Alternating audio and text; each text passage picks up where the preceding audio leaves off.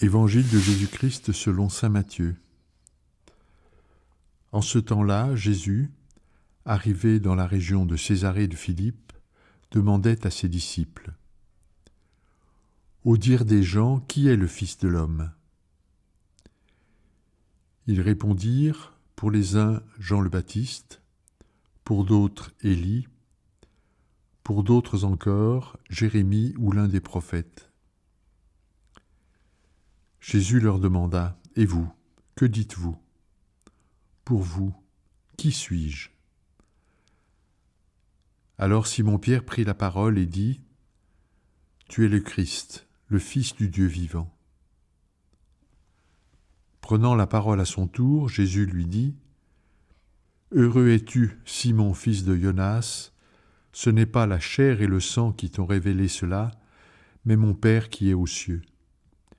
Et moi, je te le déclare, tu es Pierre, et sur cette pierre je bâtirai mon Église, et la puissance de la mort ne l'emportera pas sur elle.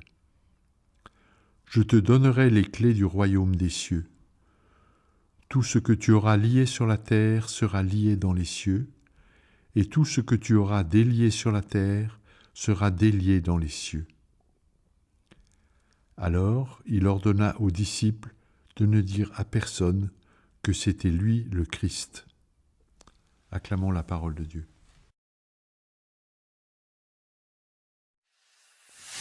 Nous voilà à Césarée de Philippe, une terre peuplée en majorité de païens. Et c'est là que nous sommes les témoins de la première confession de foi en Jésus Messie, celle de Simon-Pierre. Oui, il est question de l'identité de Jésus.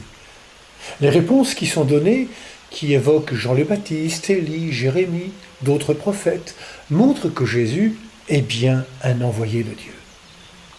Beaucoup s'accordent, aujourd'hui encore, pour dire que Jésus a été un homme exceptionnel, révélant une très grande humanité. Mais Jésus invite ses disciples à aller un peu plus loin. Alors il les interroge. Il interroge ceux qui recevront une mission de sa part. Ce qui importe pour Jésus, c'est donc leur réponse personnelle. Et vous, que dites-vous ? Pour vous, qui suis-je ? Alors c'est Simon-Pierre, avec son audace, qui se lance.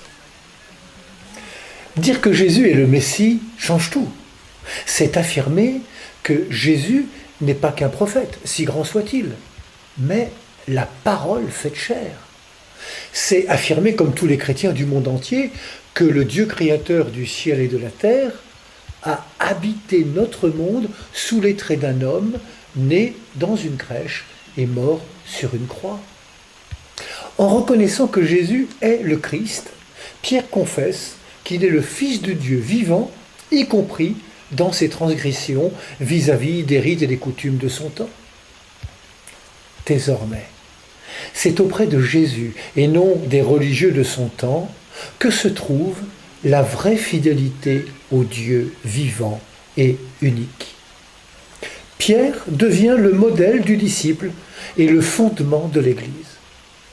Pourtant, Pierre est celui qui voudra rejoindre Jésus en marchant sur les eaux, mais qui prendra peur et s'y enfoncera avant d'être relevé par Jésus. Pierre est celui qui confesse Jésus comme Christ, mais qui voudra empêcher Jésus d'aller vers sa mort sur la croix, en montant à Jérusalem. Pierre est celui qui reniera son maître, mais tiendra bon dans la foi jusqu'au martyre. Tout disciple a ses limites et ses contradictions.